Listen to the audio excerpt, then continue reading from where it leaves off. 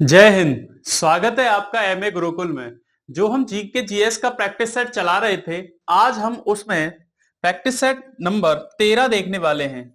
13 तक हम पहुंच गए हैं। ठीक है, तो आप सभी अच्छे होंगे आशा करता हूं। ठीक है, और ये जो 13वां सेट है हम इसको आज करने वाले हैं। ठीक है, तो बिना टाइम को वेस्ट किए हम छोटे से टाइम में यानी कम समय में हम ज्यादा से ज्यादा क्वेश्चन करने की कोशिश करते हैं। ठीक है, तो आइए आज का पहला क्वेश्चन है आपका, बिना किसी टाइम को गवाए, और आपसे एक गुजारिश है कि आप कॉपी और पेन लेकर के जरूर बैठिएगा। ठीक है, कम समय में बहुत सारे क्वेश्चन हम करने वाले हैं। ठीक है, जो कि आपकी प्रैक्टिस को और ज्यादा एनहेंस करने वाले हैं।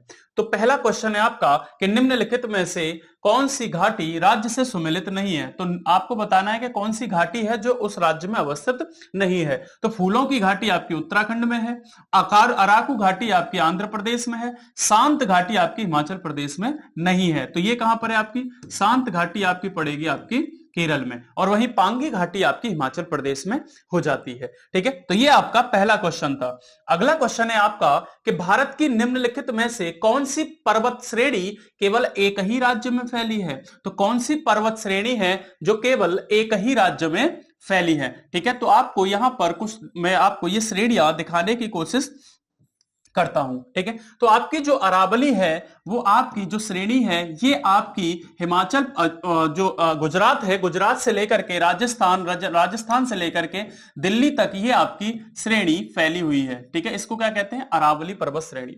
वही आपकी तो कई राज्यों में होगी। सतपुड़ा की बात करता हूं तो ये जो आपकी सतपुड़ा रेंज है ये आपकी गुजरात राजस्थान और मध्य प्रदेश होते हुए छत्तीसगढ़ तक चली जाती है। तो ये क्या है आपका, ये है आपकी सतपुड़ा रेंज। ठीक है, इसको सतपुड़ा रेंज कहते हैं। वही अजंता की बात करता हूं तो अजंता रेंज जो है वो आपकी केवल और केवल महाराष्ट्र के अंदर अवस्थित है। तो ये कौन सी हो जाएगी, ये होने वाली है आपकी अजंता। तो अजंता केवल महाराष्ट्र में अवस्थित है। वहीं सह्याद्री की बात करूं तो आपको पता है कि जो आपका वेस्टर्न घाट है, जो वेस्टर्न घाट है उस पर्वत श्रृंखला को आप क्या कहते हो, आप इसको सह्याद्री या पश्चिमी घाट के नाम से जानते हो। ठीक है, और इसको क्या कहते हैं, सह्याद्री। ठीक है, तो इतनी बातें इस क्वेश्चन में आपको याद रखनी थी। तो आपको दिखा कि अरावली एक से ज्यादा राज्यों में है, सतपुड़ा एक से ज्यादा राज्यों में है, वहीं आपकी सह्याद्री भी एक से ज्यादा यानी कि गुजरात, महाराष्ट्र, गोवा, कर्नाटका और केरल राज्यों में आपका पश्चिमी घाट फैला हुआ है। और वहीं अजंता की पर्वत श्रेणी की बात करता हूं तो अजंता पर्वत श्रेणी केवल और केवल महाराष्ट्र में अवस्थित है। तो कहां पर है, महाराष्ट्र में। तो इस क्वेश्चन का सही ऑप्शन क्या होने वाला है, तो आपका अजंता पर्वत श्रेणी हो जाएगी, जो केवल एक ही राज्य किसमें, महाराष्ट्र में पड़ती है। किसमें पड़ती है, महाराष्ट्र में। ठीक है, तो ये क्वेश्चन था दूसरा। नेक्स्ट क्वेश्चन है आपका, अगला क्वेश्चन है निम्नलिखित में से कौन सी स्थानीय पवन रॉकी पर्वत के पूर्वी ढलान पर बहती है। तो रॉकी पर्वत आपको पता है कि जो उत्तरी अमेरिका है उसके आप पश्चिम में जाओगे तो पश्चिम में एक सतत श्रेणी है जिसको रॉकी के नाम से जाना जाता है। तो ये इस पर्वत श्रेणी पर यानी कि आप कह सकते हो रॉकी पर्वत श्रेणी के पूर्वी ढलानों पर बहने वाली हवा का नाम है, जो स्थानीय पवन है जिसका नाम है चिनूक। ठीक है, तो चिनूक कहां बहती है, तो रॉकी पर्वत के पूर्वी ढलानों पर। जोंडा कहां पर बहती है, तो जोंडा आपकी हो जाएगी अर्जेंटीना में। कहां पर, तो अर्जेंटीना में आपकी जोंडा स्थानीय पवन बहती है। वहीं नॉर्दर की बात करता हूं तो नॉर्दर आपकी मैक्सिको की खाड़ी हो जाती है। कहां पर, मैक्सिको की खाड़ी। तो मैक्सिको की खाड़ी में आपकी नॉर्दर बहती है। ठीक है, वहीं नॉर्दर की बात करता हूं मैक्सिको खाड़ी। मिस्ट्राल की बात करता हूं तो ये फ्रांस और स्पेन में, फ्रांस और कहां पर, स्पेन में बहने वाली एक स्थानीय पवन है। तो ये चारों हैं क्या, ये चारों हैं स्थानीय पवन। ठीक है, जिनको लोकल विंड के नाम से जाना जाता है। तो इस क्वेश्चन का सही ऑप्शन था यानी कि रॉकी माउंटेन के कहां पर, ईस्टर्न स्लोप पर। तो कौन सी, चिनूक हो जाएगी।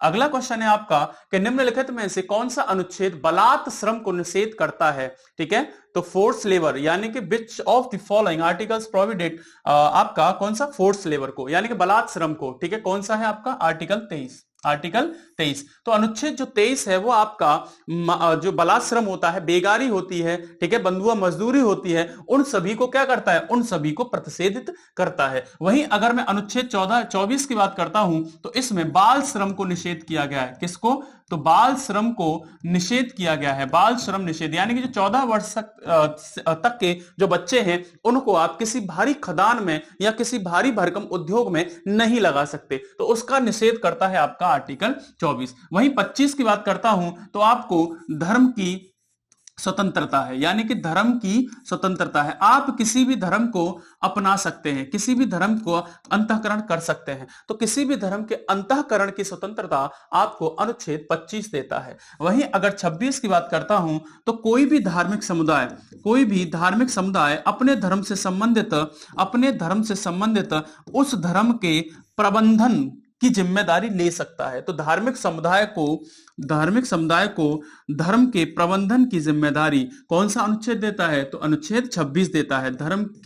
धर्म के प्रबंधन, तो धर्म का वो प्रबंधन कर सकता है जो भी धार्मिक समुदाय जिस धर्म से संबंधित है। तो ये अनुच्छेद आपका 26 बताता है। इतनी बातें इस क्वेश्चन में आपको याद रखना है। अगला क्वेश्चन है, निम्नलिखित में से विधान परिषद में कितने सदस्यों को निर्वाचन विधानसभा के सदस्यों द्वारा किया जाता है? तो जो निर्वाचन है कितने सदस्यों का विधान परिषद में विधानसभा के सदस्यों के द्वारा होता है। ठीक है, तो आपको इसमें कुछ बातें याद रखनी है कि अगर मैं निर्वाचन की बात करूं तो निर्वाचन जो होता है 1/3, 1/3, 1/6, 1/12 और 1/12। तो ये कहां पर होता है? आपका विधान परिषद में। जब मैं 1/3 विधान परिषद के सदस्यों की बात करता हूं तो ये आपके विधानसभा के सदस्यों के द्वारा निर्वाचन होता है। इनका कितनों का? 1/3 का। वहीं 1/3 की बात करता हूं तो जो नगर पालिकाएं, या आप कह सकते हो नगर पालिकाओं के सदस्यों के द्वारा, नगर पालिकाओं के सदस्यों के द्वारा 1/3 का निर्वाचन होता है। वहीं 1/6 की बात करता हूं तो राज्यपाल के द्वारा मनोनयन होता है 1/6 का। कहां पर? विधान परिषद में। तो मनोनयन होता है। ठीक है, वहीं अगर 1/12 की बात करूं तो अध्यापकों के द्वारा इनका निर्वाचन किया जाता है। कौन से अध्यापक?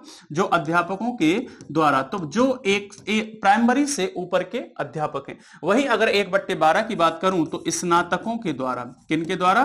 तो स्नातकों के द्वारा इनका निर्वाचन होता है।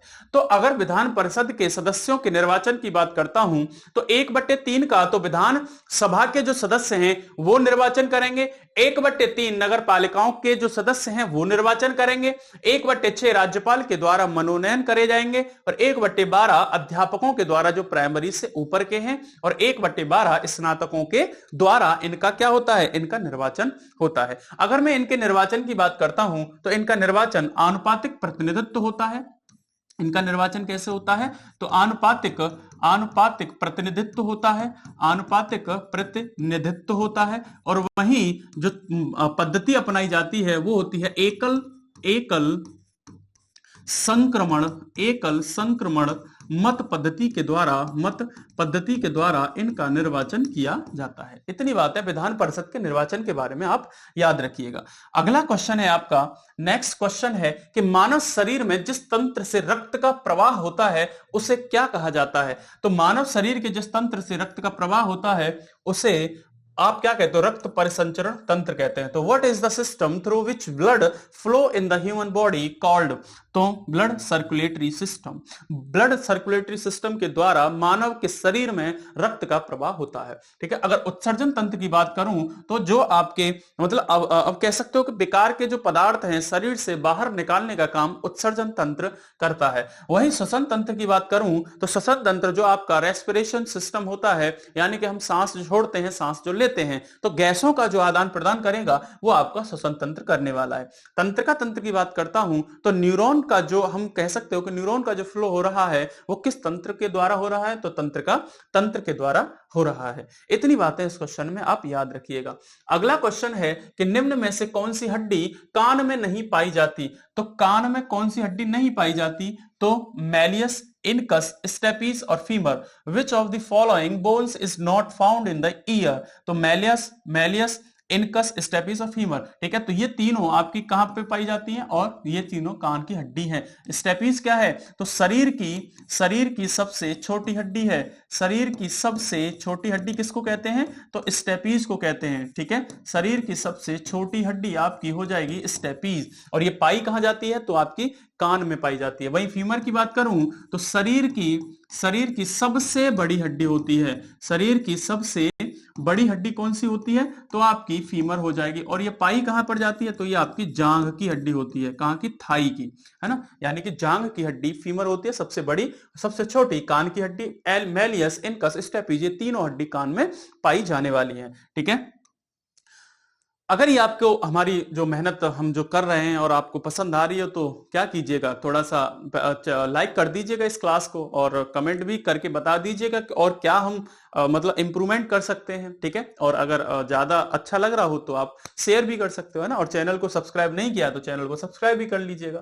तो निम्नलिखित में से अगला क्वेश्चन है आपका, निम्नलिखित में से बौद्ध संगति से संबंधित स्थान नहीं है। तो प्रथम कहां हुई थी, राजगृह में, द्वितीय कहां हुई थी, वैशाली में, तृतीय कहां हुई थी, तो तृतीय सारनाथ में ना होकर के कहां होती है आपकी, पाटलिपुत्र में। कहां पर, पाटलिपुत्र में। और चौथी कहां पर होती है, कुंडलवन, कश्मीर में होती है। ठीक है, कहां पर होती है, कश्मीर में। ठीक है, तो आप देख सकते हो यहां पर, तो जो पहली थी आपकी बौद्ध संगति वो वर्ष किस में हुई थी, तो वर्ष 483 ईसा पूर्व होती है। जहां स्थान था राजगृह, राजा कौन था, यानी कि किस शासन काल में हुई थी, तो अजातशत्रु जो मौर्य वंश का शासक था वो था। अध्यक्ष कौन था इसका, अध्यक्ष आपके महाकश्यप को बनाया गया था। वहीं दूसरी होती है आपकी, ये पहली, ये दूसरी, ये थर्ड, और ये आपकी फोर्थ, है ना। तीसरी वाली दूसरी वाली 383 ईस्वी में वैशाली में होती है, जिसका शासन काल जो शासक था कालाशोक था, और इसके अध्यक्ष जो बनाए थे वो सावाकामी थे। वहीं अगर तीसरी की बात करूं तो 250 बीसी में, यानी कि ईसा पूर्व में आपकी होती है पाटलिपुत्र में।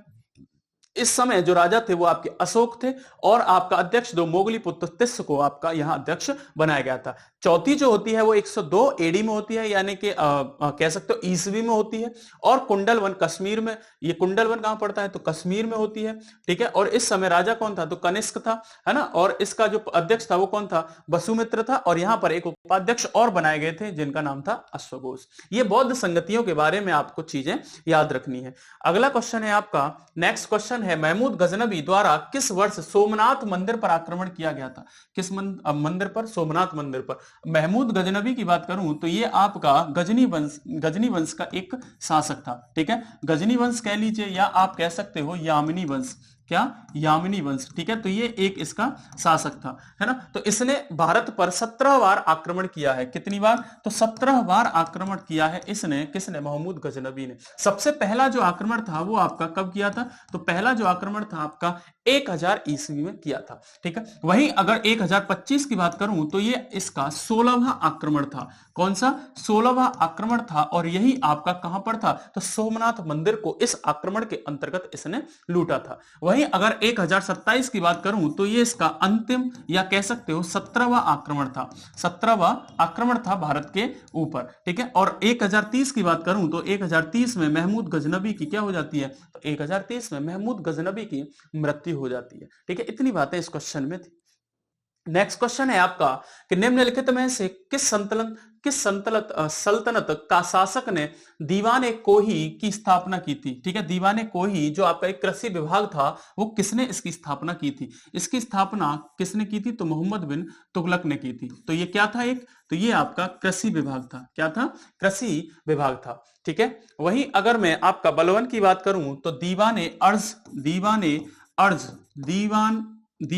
अर्ज की स्थापना करने वाला कौन था, तो बलवंत था। ये क्या था, ये एक सैन्य विभाग था। ये क्या था, सैन्य विभाग था। फिरोज शाह तुगलक की बात करता हूं तो इसने एक विभाग चलाया था, दीवान ए इस्तेहाक। ठीक है, दीवान ए इस्तेहाक, और एक चलाया था दीवान आपका बंदगान, दीवान ए खैरात। ठीक है, दीवान ए खैरात किसने चलाया था, ये आपका फिरोज शाह तुगलक ने चलाया था। किसने चलाया था, फिरोज शाह तुगलक ने। ठीक है, तो इतनी बातें इस क्वेश्चन में आपको याद रखनी है। अगला क्वेश्चन है आपका, नेक्स्ट क्वेश्चन है, ब्रह्म समाज का विभाजन किस वर्ष हुआ था। ठीक है, तो ब्रह्म समाज का विभाजन जो हुआ था कब हुआ था, तो ब्रह्म समाज की स्थापना की बात करता हूं तो ये स्थापना होती है आपकी 1828 में। किसके द्वारा, तो राजा राम मोहन राय द्वारा इस ब्रह्म समाज की स्थापना होती है। इसका विभाजन जो हुआ था वो 1866 में होता है। कब, 1866 में विभाजन होता है, और ये 2 शाखाओं में बट जाता है। ठीक है, पहला जो बनता है जिसका नाम था आदि ब्रह्म समाज, क्या बनता है, आदि ब्रह्म समाज। ठीक है, और जो दूसरा बनता है जिसका नाम था नवीन ब्रह्म समाज। क्या था, नवीन ब्रह्म समाज, ठीक है, आदि ब्रह्म समाज, और दूसरा बनता है आपका नवीन ब्रह्म समाज, ठीक है। जो आदि ब्रह्म समाज था इसको देखने वाले थे आपके देवेंद्रनाथ टैगोर। कौन थे? तो देवेंद्रनाथ टैगोर के द्वारा इसको देखा गया। वहीं अगर नवीन ब्रह्म समाज की बात करूं तो केशव चंद्र सेन, केशव चंद्र सेन के द्वारा इसको देखा गया। तो ब्रह्म समाज का विभाजन कब हुआ था? 1866 में हुआ था। स्थापना कब हुई थी? 1828 में हुई थी। किसने की थी? राजा राममोहन राय ने की थी। अगर मैं नवीन ब्रह्म समाज की बात करता हूं तो आगे चल करके इसमें भी क्या होता है, तो ये भी इसमें भी विभाजन हो जाता है, ठीक है। कब हुआ था? तो 1878 में इसमें विभाजन होता है। तो पहला जो बना था उसको नाम दिया गया भारतीय ब्रह्म समाज। क्या दिया गया? भारतीय ब्रह्म समाज। और जो दूसरा बना था उसको साधारण ब्रह्म समाज के नाम से जाना गया। तो साधारण ब्रह्म समाज उसको जाना गया, ठीक है, साधारण ब्रह्म समाज उसको जाना गया, ठीक है। जो दूसरा बना था साधारण ब्रह्म समाज, ठीक है। इतनी बातें इस क्वेश्चन में आपको याद रखनी है कि ब्रह्म समाज की स्थापना कब होती है? 1828 में। किसके द्वारा होती है? तो राजा राममोहन राय के द्वारा इसकी स्थापना होती है। इसका विभाजन, इसमें विभाजन कब होता है? 1866 में। पहली जो शाखा बनी उसको आदि ब्रह्म समाज कहा गया, जिसको देख रेख करने वाले थे देवेंद्रनाथ टैगोर। दूसरी जो शाखा बनी नवीन ब्रह्म समाज की बनी, जिसकी देखरेख करने वाले केशव चंद्र सेन थे। नवीन ब्रह्म समाज आगे जाकर के कालांतर में 1878 में इसमें भी विभाजन होता है। पहला जो बनता है भारतीय ब्रह्म समाज, दूसरा बनता है साधारण ब्रह्म समाज, ठीक है। अगर मैं 1829 की बात करूं तो सती प्रथा निषेध अधिनियम, सती प्रथा से निषेध अधिनियम इस वर्ष लागू किया गया, है ना। सती प्रथा निषेध अधिनियम राजा राममोहन राय के उस प्रयासों से, ठीक है। तो ये क्या करा गया? ये आपका लाया गया, है ना। कौन वायसराय था? तो बेंटिंक। कौन था? तो बेंटिक वायसराय था, है ना। और किसके प्रयासों से? तो राजा राममोहन राय के प्रयासों से सती प्रथा निषेध अधिनियम 1829 में ला दिया गया। 1866 में ब्रह्म समाज का विभाजन होता है। 1858 में फिर से नवीन ब्रह्म समाज का विभाजन होता है। इतनी बातें इस क्वेश्चन में आप याद रखिएगा। अगला क्वेश्चन है आपके लिए, निम्नलिखित में से रैयतवाड़ी व्यवस्था ब्रिटिश भारत के कितने प्रतिशत भाग पर लागू थी? जो रैयतवाड़ी व्यवस्था थी वो आपकी, रैयत मतलब किसान, रैयत किसको कहा जाता था? तो रैयत किसानों को कहा जाता था। किसको कहा जाता था? तो रैयत आप किसानों को कहा जाता था। तो ये भारत के 51% भाग पर लागू थी। कितने पर? 51% भाग पर, ठीक है। वहीं अगर महालवाड़ी की बात करता हूं, महाल मींस होता था गांव, तो महालवाड़ी की बात करता हूं तो ये 30% भाग पर लागू थी। वहीं अगर स्थायी बंदोबस्त की बात करता हूं तो स्थायी बंदोबस्त जो है आपका 19% भाग पर लागू था। इतनी बातें इस क्वेश्चन में आपको याद रखना है। अगला क्वेश्चन है आपके लिए, निम्नलिखित में से किस वर्ष आसियान की स्थापना हुई थी? In which of the following years was ASEAN stabilized? तो आसियान की स्थापना कब होती है? ठीक है, आसियान की अगर फुल फॉर्म की बात करूं तो association south east Asian Nations, ठीक है। तो आसियान की फुल फॉर्म क्या हो जाती है? आसियान की फुल फॉर्म हो जाती है आपकी association south east Asian Nations. ये क्या है? एक 10 देशों का ये एक संगठन है। कितने देश हैं इसमें? 10 देश हैं। इसकी स्थापना कब होती है? तो 8 अगस्त 1967 को इसकी स्थापना होती है। तो कब होती है? 1967 को। तो 8 अगस्त को क्या मनाते हैं? 8 अगस्त को आसियान दिवस के नाम से मनाया जाता है। तो आसियान दिवस कब मनाते हैं? 8 अगस्त को। इसका जो मुख्यालय है, इसका जो हेडक्वार्टर है वो कहां पर है आपका? तो जकार्ता इंडोनेशिया में इसका मुख्यालय है। इतनी बातें आपको इसमें इतनी बातें इसको आप याद रखिएगा। तो निम्नलिखित वर्ष में आसियान की स्थापना होती है 1967 में। इसकी फुल फॉर्म क्या हो जाती है? Association for south east Asian Nations. 10 देश इसमें शामिल हैं। 8 अगस्त 1967 को इसकी स्थापना होती है और इसका हेडक्वार्टर जकार्ता इंडोनेशिया में है, ठीक है। वहीं अगर 1944 की बात करता हूं तो वर्ल्ड बैंक की स्थापना होती है। इसका जो मुख्यालय है वो कहां पर है आपका? वॉशिंगटन डीसी में इसका मुख्यालय है। वहीं 1945 की बात करता हूं तो आईएमएफ की स्थापना इसकी होती है और इसका भी हेडक्वार्टर आपका वॉशिंगटन डीसी में हो जाता है। अगला क्वेश्चन है आपके लिए, अगला क्वेश्चन है कि किस दिन राष्ट्रीय अंतरिक्ष दिवस मनाया जाता है? On which day is national space day celebrated? ठीक है, तो राष्ट्रीय अंतरिक्ष दिवस आपका 23 अगस्त को मनाया जाता है। आपको पता है कि 23 अगस्त को 2024 में 2023 में 23 अगस्त 2023 में आपका जो भारतीय एक मिशन था चंद्रयान 3, क्या था? चंद्रयान 3। उसने चंद्रयान 3 ने चंद्रमा पर सॉफ्ट लैंडिंग करके क्या बनाया था? ध्रुवीय यानी कि कह सकते हो साउथ पोल पर या दक्षिणी ध्रुव पर पहुंचने वाला पहला देश बना था, जिसने वहां पर जाकर के सॉफ्ट लैंडिंग की और अपने प्रज्ञान को वहां पर उतारा। ठीक है, तो पहला देश बना था। कब बना था? 23 अगस्त को। इसीलिए इस दिवस को किसके रूप में मनाया जाता है? राष्ट्रीय अंतरिक्ष दिवस के रूप में मनाया जाता है। अगर मैं 12 अगस्त की बात करूं तो विश्व युवा दिवस के नाम से इसको मनाया जाता है। तो विश्व युवा दिवस कब मनाते हैं? तो 12 अगस्त को। 29 अगस्त को राष्ट्रीय खेल दिवस मनाया जाता है। तो राष्ट्रीय खेल दिवस कब मनाते हैं? 29 अगस्त को। मेजर ध्यानचंद जी का जन्मदिन होता है इस दिन। 15 अगस्त को स्वतंत्रता दिवस मनाते हैं। 15 अगस्त को स्वतंत्रता दिवस के रूप में मनाया जाता है। इतनी बातें आप इस क्वेश्चन में याद रखिएगा। अगला क्वेश्चन है आपके लिए, अगला क्वेश्चन है निम्नलिखित में से किस शाखा के अंतर्गत पक्षियों का अध्ययन किया जाता है? ठीक है, under which of the following branches are word studied? ठीक है, तो किसके अध्ययन किया जाता है? तो ऑर्निथोलॉजी, है ना, ऑर्निथोलॉजी आपका ब्रांच होती है जिसके अंतर्गत आप पक्षियों का अध्ययन करते हैं। ठीक है, पोमोलॉजी की बात करता हूं तो यहां पर फलों का अध्ययन किया जाता है।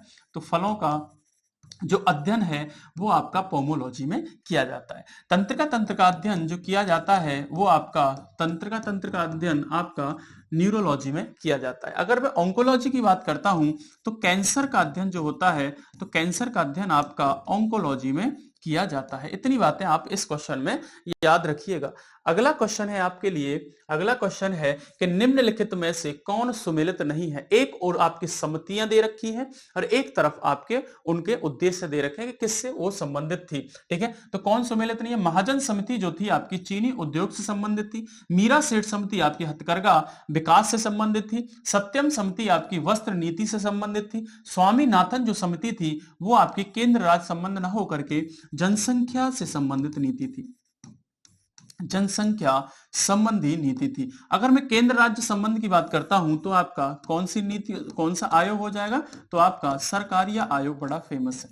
कौन सा? सरकारिया आयोग। ठीक है, तो इस क्वेश्चन का सही ऑप्शन था ऑप्शन नंबर डी, है ना, यानी कि स्वामीनाथन कमेटी सेंटर स्टेट न होकर के क्या है आपकी पॉपुलेशन पॉलिसी से संबंधित है। ठीक है, इतनी बातें आप इस क्वेश्चन में याद रखिएगा। अगला क्वेश्चन है आपका कि विश्व का पहला संगठित शेयर बाजार वर्ष 1602 में किस देश में स्थापित किया गया था? ठीक है, तो आपको बताना है कि in which country was the world first organized stock market stabilized in the year 1602? ठीक है, तो इसका क्वेश्चन इस क्वेश्चन का सही आंसर होने वाला है नीदरलैंड। तो नीदरलैंड में कहां पर? आपका एम्स्टर्डम में। कहां पर? तो एम्स्टर्डम में आपका पहला जो स्टॉक मार्केट था दुनिया का खोला गया। ठीक है, एम्स्टर्डम में, है ना, तो एम्स्टर्डम में दुनिया का सबसे पहला स्टॉक मार्केट खोला गया। अगर मैं भारत की बात करता हूं तो आपके बीएसई की स्थापना, बॉम्बे स्टॉक एक्सचेंज की स्थापना 1875 में कहां पर की जाती है? तो दलाल स्ट्रीट यानी कि दलाल गली में, दलाल स्ट्रीट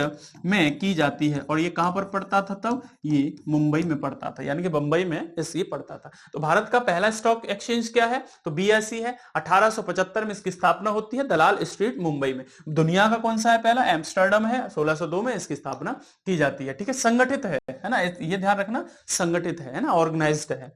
अगला क्वेश्चन है आपके लिए, अगला क्वेश्चन है निम्नलिखित में से कौन सी जनजाति अंडमान निकोबार से संबंधित नहीं है? तो कौन सी जनजाति नहीं है? तो ओंजे अंडमान निकोबार की है, जावरा भी है, सेंटलीज भी आपकी अंडमान निकोबार में पड़ती है। लेकिन लेपचा जो आपकी जनजाति है वो आपकी सिक्किम में निवास करती है। कहां पर करती है? तो सिक्किम में आपकी ये निवास करती है। लेपचा की बात करूं और आपकी एक जनजाति और हो जाती है जिसका नाम है भूटिया, तो ये भी कहां पर है आपकी? ये भी आपके सिक्किम में निवास करती है। ठीक है, अगर क्वेश्चन में कुछ नया लगे, कुछ नया लगा करे तो उसको आप नोट डाउन करिएगा, है ना, ताकि आप जब लास्ट टाइम पे एग्जाम हॉल में जब बैठोगे ना तो बड़ा अच्छा लगेगा आपको जब उसको पढ़ करके जाओगे। तो ऐसा लगेगा कि हम अभी अभी पढ़ करके आ रहे हैं और एग्जाम में सीधे सीधे क्वेश्चन आपको मिलने वाले हैं। ठीक है, मैं मानता हूं ऐसा, है ना। अगला क्वेश्चन है आपका कि निम्नलिखित में से तिलहन उत्पादन से संबंधित क्रांति कौन सी है। तिलहन उत्पादन से संबंधित क्रांति आपकी पीली क्रांति होने वाली है। पीली क्रांति का संबंध आपका तिलहन क्रांति से है, ठीक है। और भारत में जो पीली क्रांति के जनक थे वो किनको माना जाता है, तो सैम पित्रोदा को। सैम पित्रोदा कौन थे, तो पीली क्रांति के जनक थे भारत में। वहीं अगर श्वेत क्रांति की बात करूं तो ये दुग्ध उत्पादन से संबंधित है। किससे है, दुग्ध उत्पादन से संबंधित है, ठीक है। और इसके अगर भारत में जनक की बात करूं तो वर्गीज कुरियन। कौन, वर्गीज कुरियन के द्वारा श्वेत क्रांति की स्थापना भारत में होती है, यानी कि शुरुआत होती है। रजत क्रांति की बात करूं तो ये आपका अंडा उत्पादन से संबंधित है। अंडा उत्पादन से संबंधित कौन सी क्रांति है आपकी, तो रजत क्रांति हो जाएगी। गोल क्रांति की बात करूं तो आपका आलू से संबंधित है, यानी कि आलू उत्पादन से संबंधित कौन सी क्रांति है, तो वो है आपकी गोल क्रांति। इतनी बातें इस क्वेश्चन में आप याद रखिएगा। अगला क्वेश्चन और आज का आखिरी क्वेश्चन होने वाला है। तो निम्नलिखित में से प्लेइंग इट माई वे पुस्तक के लेखक कौन है। प्लेइंग इट माई वे, ठीक है। तो ये आपके सचिन तेंदुलकर जी की लिखित पुस्तक है जिसका टाइटल है आपका playing it my way. Who among the following is the author of the book playing it my way. Sachin Tendulkar, है ना, सचिन तेंदुलकर, ठीक है। तो क्या नाम है, सचिन तेंदुलकर। कपिल देव की बात करूंगा तो इनकी एक पुस्तक है स्ट्रेट फ्रॉम हार्ट। किसकी पुस्तक है, ये है आपकी कपिल देव की। अगर सुरेश रैना की बात करूंगा तो एक पुस्तक है इनकी बिलीव, ठीक है। कौन सी है, तो आपकी बिलीव, है ना। बिलीव पुस्तक किसकी है, तो ये आपकी सुरेश रैना जी की है ना। और वहीं अगर चेतन भगत की बात करूंगा तो हाफ गर्लफ्रेंड जो है, हाफ गर्लफ्रेंड, ये किसकी पुस्तक है, तो ये आपकी चेतन भगत की पुस्तक होने वाली है। और एक टू स्टेट्स भी इनकी बड़ी फेमस पुस्तक है। कौन सी, टू स्टेट, है ना। तो ये आपकी आज का ये सेशन था। आशा करता हूं कि आपको ये पसंद आया होगा, ठीक है। अगर पसंद आया हो तो चैनल को अभी तक सब्सक्राइब नहीं किया तो कीजिएगा, सब्सक्राइब कर लीजिएगा और ज्यादा से ज्यादा शेयर भी कीजिएगा। और ऐसे ही हम आपके सामने ये बहुत सारे प्रैक्टिस सेट अभी लाने वाले हैं, है ना। तो ऐसे ही हमारे साथ बने रहिएगा और अपनी सफलता को सुनिश्चित कीजिएगा। आज के सेशन में इतना ही था, मिलते हैं अगले सेशन में। जब तक के लिए जय हिंद।